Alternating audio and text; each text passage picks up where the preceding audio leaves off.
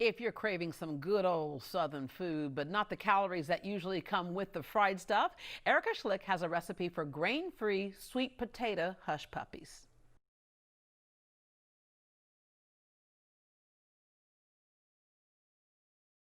Hi, today I'm going to be showing you how to make a grain-free hush puppy recipe. Now, hush puppies are a delicious little fried treat that's typical in the South, and they're generally made with corn, and corn is not allowed on a paleo diet, and for me personally, I noticed that it causes a lot of inflammation, so I wanted to make a grain-free paleo version that I can enjoy. And so this one is going to be made with sweet potatoes, and we're going to be using cassava flour as well. So we're going to start with about 1 pound of mashed sweet potatoes, and I have 1 teaspoon of garlic powder, and I have 1 teaspoon of onion powder as well. And we've got a little bit of sea salt. This is about 1 teaspoon as well. And we have about 2 tablespoons of fresh chives. And we're just gonna go ahead and give this a quick mix. I like to use a fork with it just so that the seasoning can kind of go between the fork and, you know, get through the sweet potato. And we've got 1 pack of bacon, and I've already gone ahead and cooked this. And this is gonna give it a really nice crispy flavor.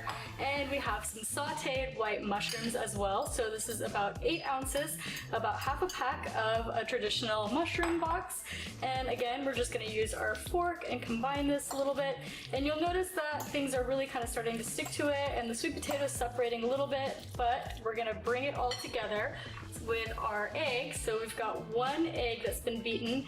And now we're going to be adding in our cassava flour. So I have half a cup of cassava flour, and you don't need to sift it. You can just kind of put it in as is, and you'll notice that the sweet potatoes are going to start to get really sticky, and this is going to really help to hold it together. And so at this point, I like to switch to a spatula that's going to help us mix this in a little bit better.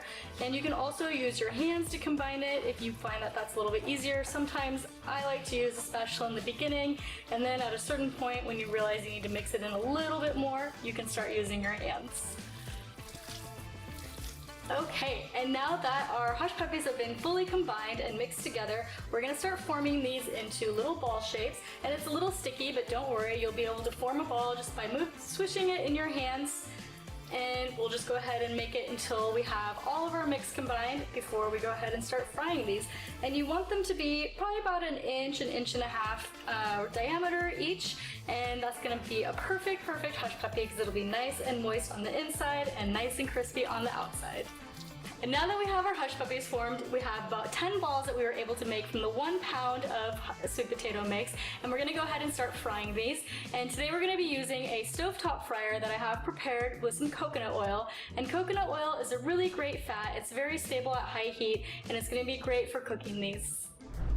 Now, to cook our hush puppies, we have our deep fryer heated over medium heat with our coconut oil, and once it starts to simmer, you can go ahead and raise the basket and place the hush puppies into the basket and dip them into the fryer, and it'll take about 4 to 5 minutes for them to cook. And once you pull them out, you can use a slotted spoon to remove them from the basket, and go ahead and set them on a prepared dish that has a paper towel on it so that any of the excess oil can drain, and let them cool completely before serving them.